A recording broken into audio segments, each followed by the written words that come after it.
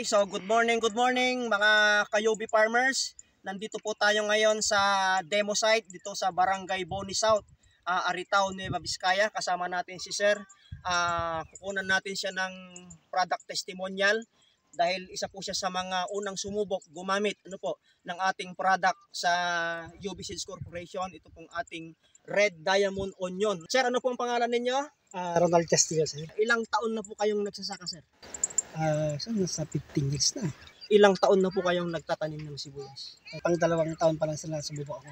Gulay, sir. Matagal-tagal na kayong nagtatanim ng... Almost 15 years, sir, sa kamatis, saka sa talong.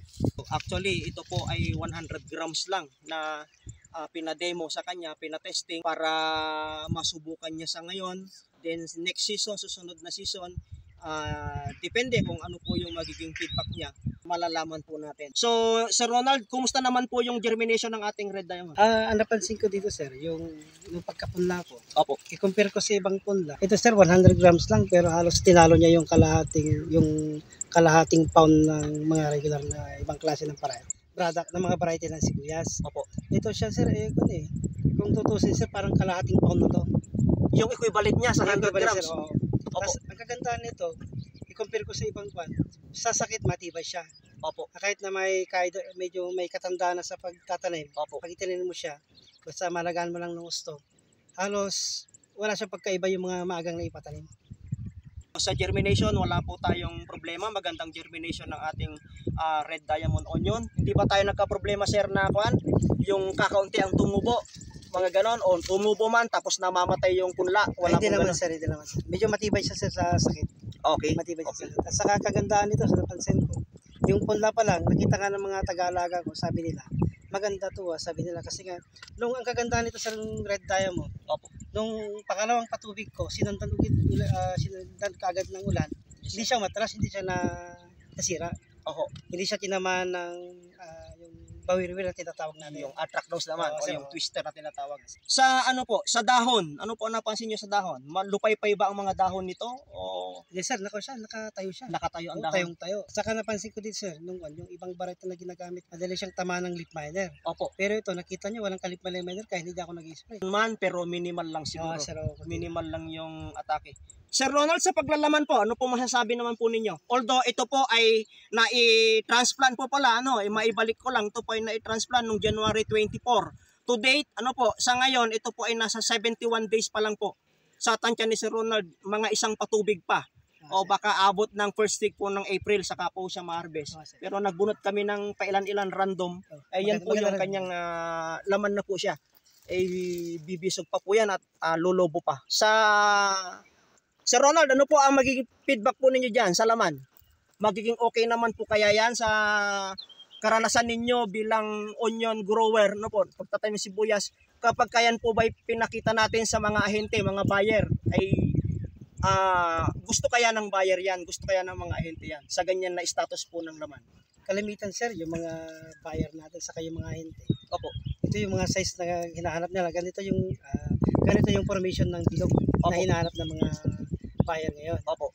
Kaya nga minsan nung may mga ahente na umikot ng mga sasibuyasan ko, nung pinakita ko to, sabi nila maganda ang pagkabilog. Opo. Maganda rin pang storage, sabi.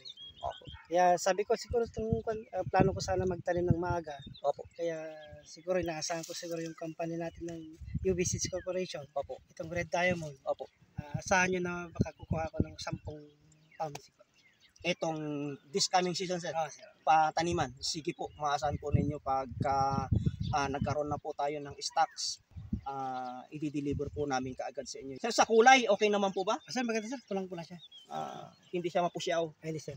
Sa hugis, hindi siya kulay hugis itlog. Ay, sir, maganda, sir. Maganda hugis. Maganda. Maraming nagsasabi sa akin, sir, na yung tinanim ko, sinabi na dito, karamihan, sir, sinabi sa amin na maraming nagsasabi na wala na yan. Okay. Hindi